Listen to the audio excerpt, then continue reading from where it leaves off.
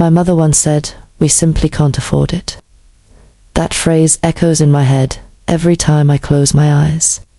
But it wasn't because we lacked the funds. Not at all. It was because they chose something else. Welcome, everyone, to my story. If you've ever felt abandoned, forgotten, or simply want to dive into a raw family drama stories about survival and quiet retribution, please stick around for a few minutes. And don't forget to hit that like button and subscribe to my channel too. Help me share more stories like this. Because believe me, this isn't just my story. It could be anyone's. I was 15, lying on a cold hospital bed, the relentless beeping of monitors, a constant assault on my ears. The force sting was icy, but not as chilling as the words the doctor spoke. I'd just been diagnosed with a life-threatening illness. Immediate treatment was critical, my only chance at getting well. In that moment, a flicker of naive hope kept me going. My parents were here. They'd save me. They always did, right? My father, Arthur, stood at the foot of the bed, his gaze vacant, fixed on the floor. My mother, Beverly, crossed her arms tightly. Over her chest, the doctor continued, detailing the course of therapy, the success rates, and the total expense. Then my mother spoke, her voice flat, devoid of any warmth. "We've decided not to proceed." I blinked, convinced I'd misheard her. "I'm sorry." My voice was raw, a mere croak. She let out a heavy sigh. "Madeline, we've already discussed this. Isabel's college fund has already received the promised sum, and your treatment. It's excessive. Her future must not be jeopardized." The air left my lungs. My life was at stake, and Isabel's future was more important. My father remained silent, managing only a slight shrug, as if the choice wasn't his to make. My mother added, "We have faith that whatever is meant to be will be. There is a plan from God." I was clutching the bed rail so tightly my knuckles turned white. The initial emotion that struck me wasn't even wrath. It was bewilderment. Was this real? Had they truly prioritized Isabel's future over mine? They didn't weep. I wasn't held by anyone. No goodbyes were exchanged. They abruptly left the room without a word. Shortly after, a nurse arrived, inquiring softly, "Will your parents be returning?" I remained silent. I was at a loss for words. Hours seemed to pass as I gazed at the entrance. My body continued to feel weak. Something, however, sparked inside of me. A mild, calm heat. A clarity I'd never sensed prior. No, they weren't returning. They were already set in their ways. Isabel was selected. The spotlight. The girl who'd always been asked without hesitation. The lucky girl who received brand new laptops, spring vacations, and private instruction. And me. I was everything behind her. Oh wait.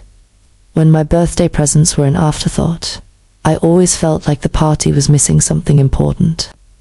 During the period when I returned, home with accolades and nobody paid attention, it was finally proven. But I remained, still breathing, almost dead, but not quite. If they wouldn't defend me, I would have no choice but to stand up for myself. By myself, I closed my eyes and uttered a pledge to myself that night while the devices around me beeped. Incessantly, there will be more. This is the first step. The nurse's attitudes toward me changed the following morning.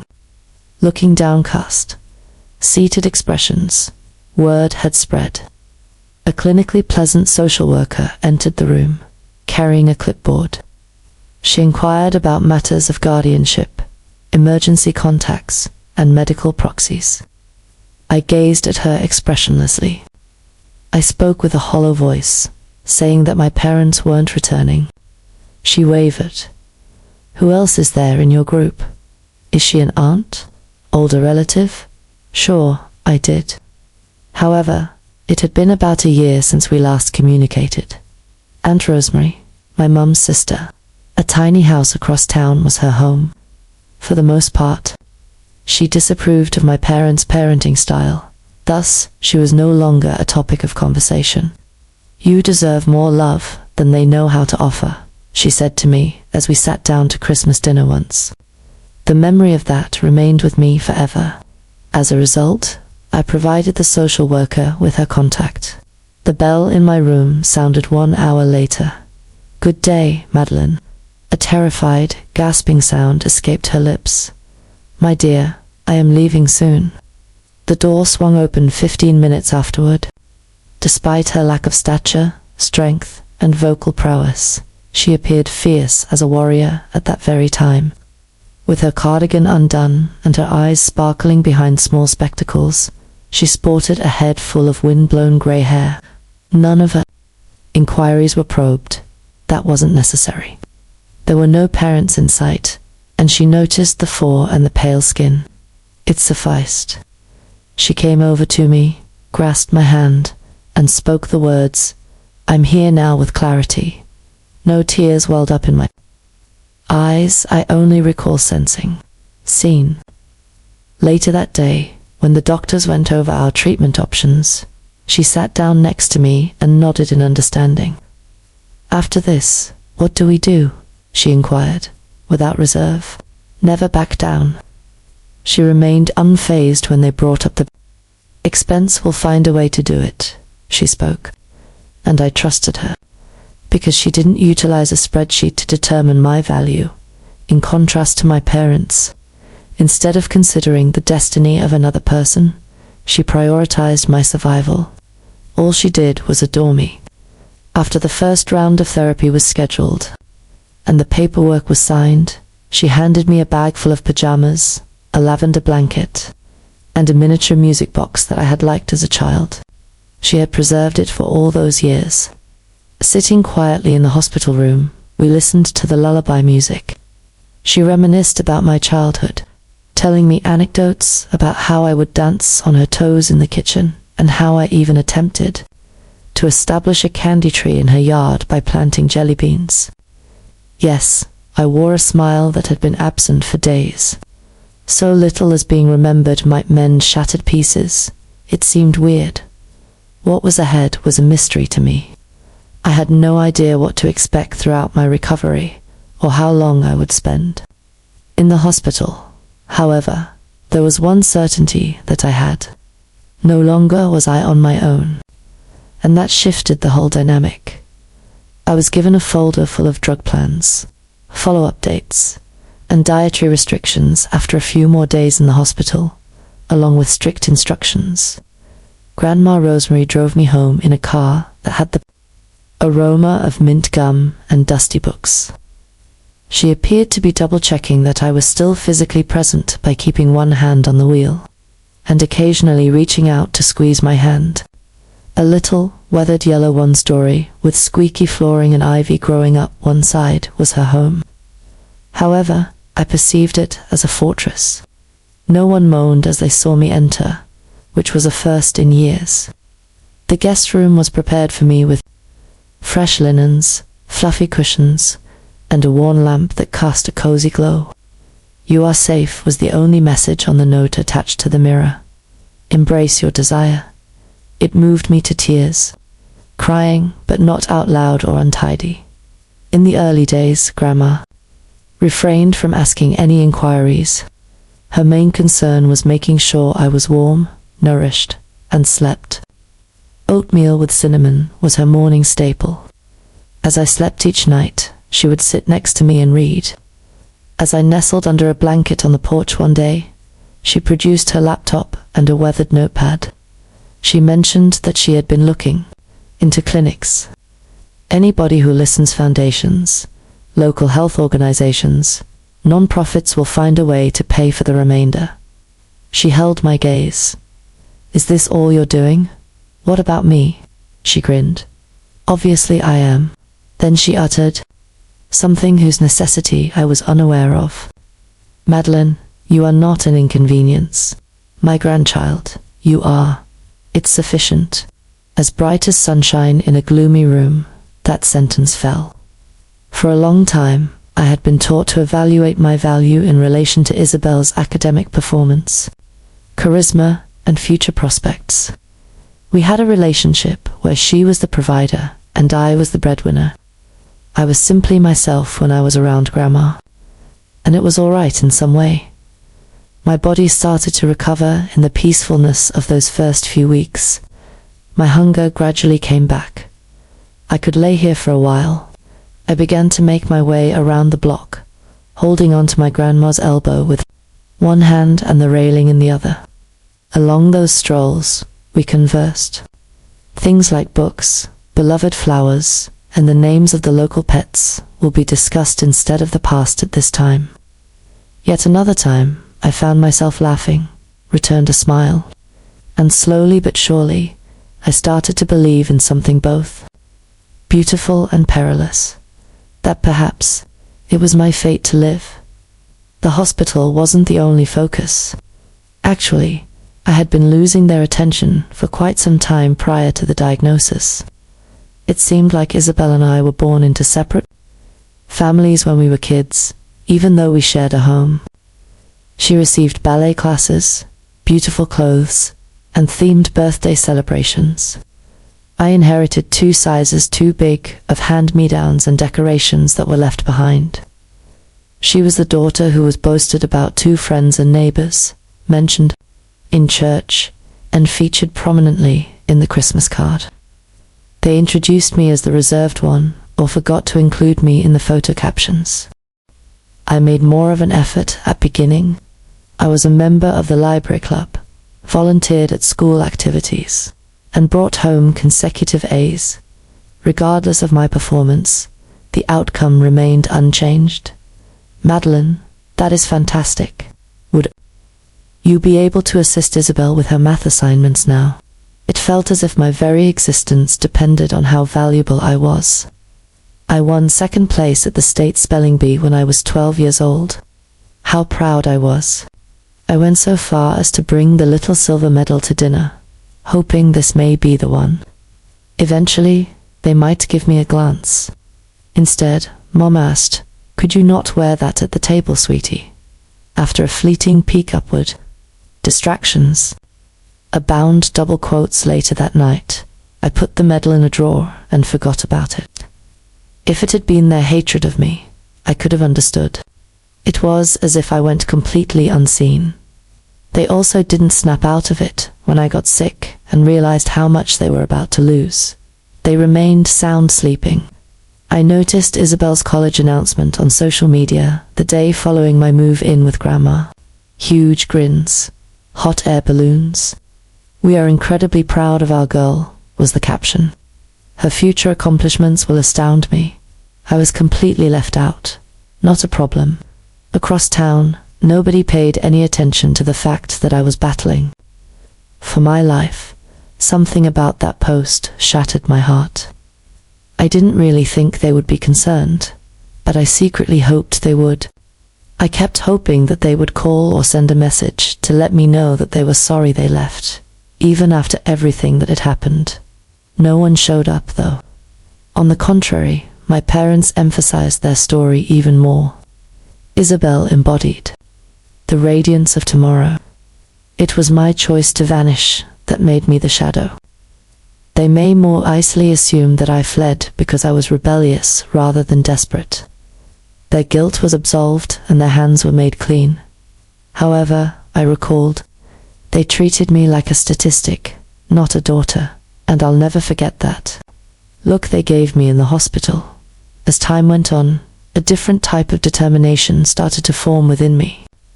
I had decided I would no longer pursue their affection. I was going to grow out of the little container they made for me. They would come to see me when the time came. I didn't want to be noticed because ... I had become someone they couldn't turn a blind eye to. Road to recovery was winding. Every now and then I would muster the energy to walk the length of the street and back. There were nights when I couldn't sleep because I kept staring at the sky, but Grandma was always patient with me. She tended to my rehabilitation like a garden, being patient and gentle until I was able to stand on my own 2 feet. Every morning, she would write her thoughts on a small whiteboard that she had purchased. Keep up the good work. At your convenience. Breakfast is prepared. Something you want to accomplish today. Just flash a smile once. The tension in my chest started to ease, bit by bit. Things around the home began to fall into my lap. She knitted while doing the dishes and slicing veggies. Although it was insignificant, it did exist. Then I dropped the question, can I help with bills? One day, as if I had sprouted an extra head, Grandma gazed at me. In no world, right now, your mission is to heal. Even still, the nagging sense that I should repay the favor persisted. That is why I embarked on the journey of online tutoring. No more than 2 pupils. The following number is 4.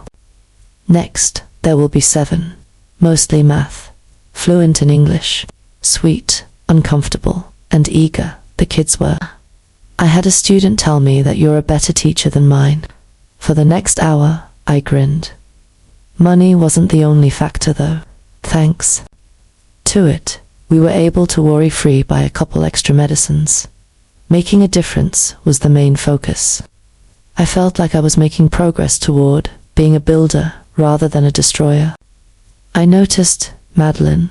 She made the comment, I think you're more yourself now than I've ever seen you, as they were eating soup one night. I hesitated, the spoon almost reaching my lips. Can you explain? She cocked her head in contemplation. Your parents have always regarded you as an afterthought. My dear child, you were never in the background. You simply required an environment devoid of any obstacles so that you could flourish. That lingered in my mind. I had always aimed to be smaller. Allow Isabel to pass. Accept and embrace quiet. Justify your lack of visibility. Fortunately, I was able to stay put in this charming yellow house. In addition, a seed had begun to germinate within of me, not vengeance, including fury. However, understanding. I had given up trying to persuade my parents to see things my way, since I knew what they thought of me. A sincere apology was not what I sought. Yes, it was the reality. Those who continued to believe in their flawless persona needed to see them for what they truly were, and I wanted that to happen. For all their scholarly boasting and happy social media posts, they had no clue that they had abandoned me to die. I was creating something entirely unique, something formidable, an authentic experience. The day will come when the people they cared about would hear the truth. They would be burdened by the weight of their discards when that day came.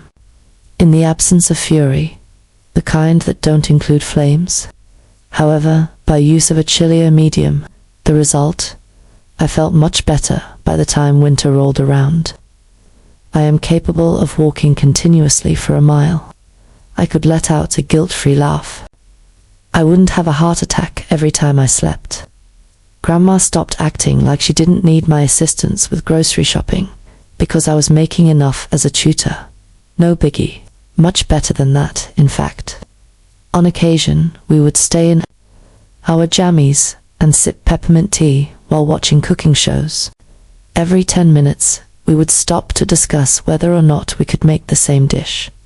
Warmth, safety, and rituals were ours.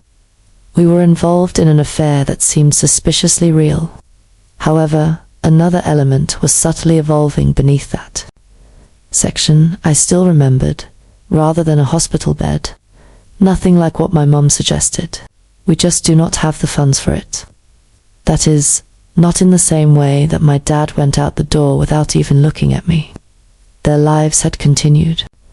Unabated, persisted in operating their business. They persisted in sharing the well-crafted narrative of their family, that they were a kind bunch, that they had sacrificed for one another, and that they were role models of honesty and perfection.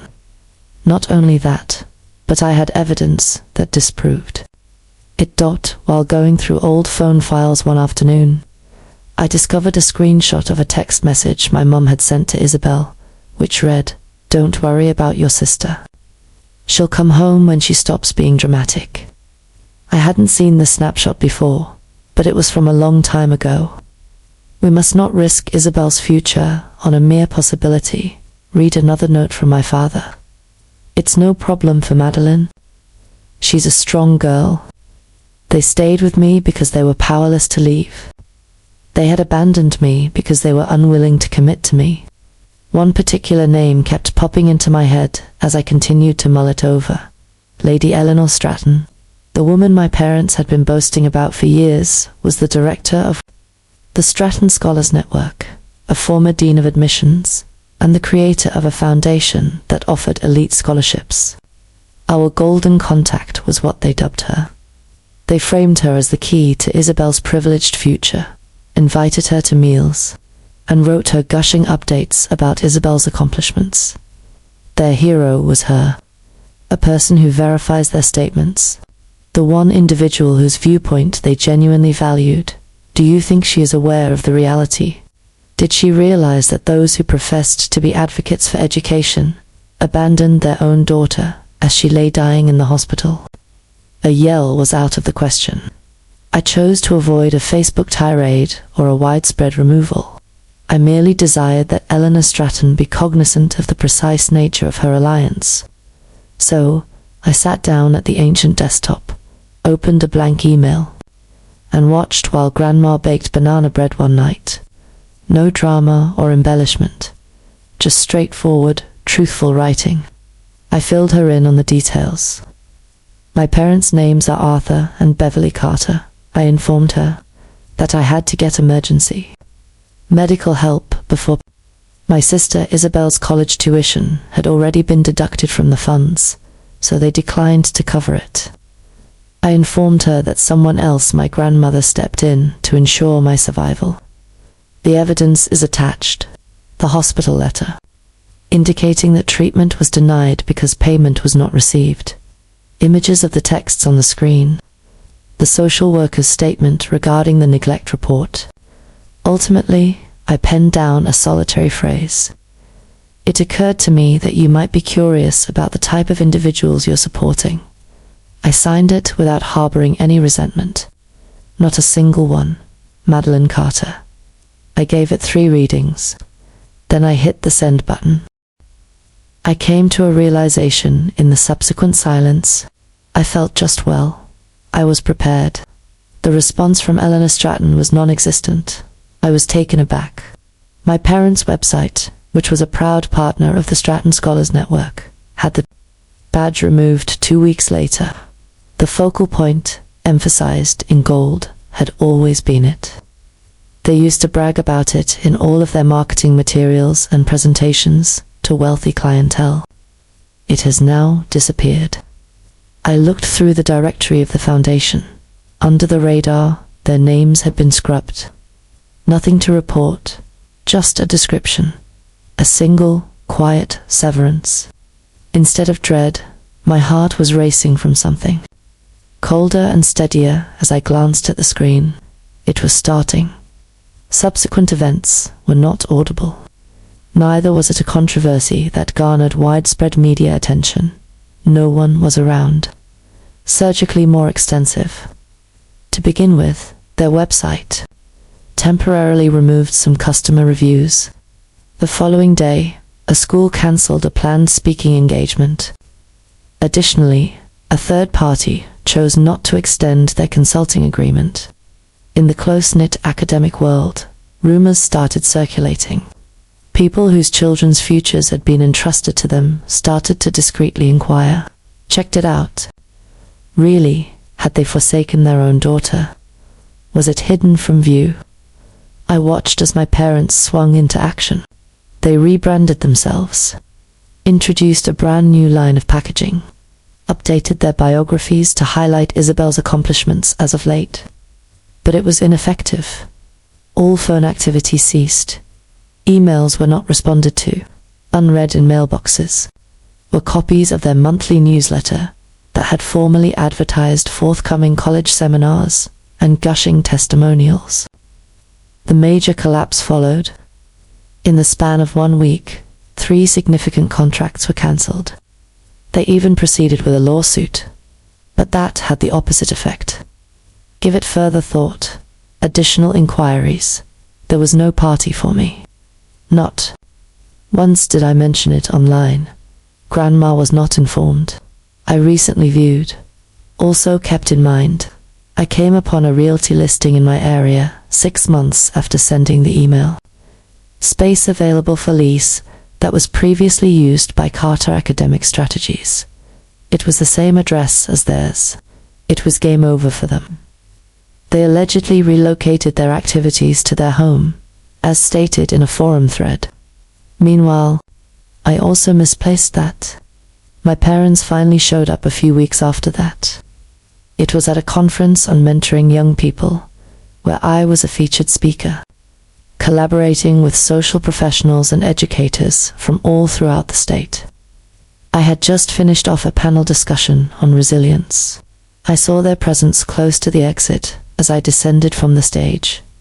It seemed like my mom had aged. The application of her cosmetics was sloppy, as if she rarely applied them. His shoes were worn and scuffed, and my dad's suit was falling off his shoulders. It seemed like they were quite diminutive. My mum murmured Madeline, her voice quivering. "No, really. Hold on a second." I froze. According to Dad, we have acknowledged that we made a mistake. It's all over now. Arms folded, I remained still. They appeared anxious, as if they were at a loss for words when confronted with me. According to Mom, we saw that the foundation severed ties with us. On the mentoring panel, we noticed your name. The extent of your progress was surprising to us. I inquired if we were aware that you would survive. Fleeing, she became visibly distressed. She mumbled something about how terrified we were. Our options were limited. "No," I said harshly. "You could have done it with complete clarity, but you opted not to." Dad moved to the front. "Our request is modest. Simple assistance. There is bad news. It's tough for us." I arched an eyebrow. "You claimed you couldn't afford to try to save my life while I was in the hospital." None of them spoke. I grinned sincerely, not in a harsh way. "It's only a little favor I'm returning." I strolled calmly by them, and without looking back, I visited my grandmother that night. As the wind whispered through the trees, we sipped our tea on the porch. How did it go? She didn't inquire. She merely offered me a blanket and a cup. Whispering, I turned toward the darkness of night. They even attempted to erase me. With a gentle squeeze, Grandma took hold of my hand. "They failed," she declared, and it was in that silence that I came to trust her. After then, everything started to fall into place. Doctor checkups. There were still bad days. In the dark, I felt the pull of long-gone memories. Sometimes I couldn't even describe my nightmares. I didn't, however, carry them alone. I could always count on Grandma Rosemary to be there for me. She failed to mend me. The anguish remained unresolved. She only lingered. I was satisfied with that. My job as a tutor expanded. I widened my horizons to assist children whose families had been silenced instead than supported. In a world where love was costly and contingent, a scholarship fund was established in my honor, not spitefully, well safeguarded, so that no kid would ever have to choose between their own dreams and the dreams of someone else. No more mention of my parents was made by me. Certainly not to the mentees I worked with. Never with the families I served. I had no desire for retribution. The idea of reconstruction piqued my consideration. Gradually laying bricks. A little white house by a lake was something I had been preparing for months, and I surprised Grandma with it for her birthday. With a kitchen that can accommodate 2 people and a reading room that is flooded with natural light, she was rendered speechless by her tears.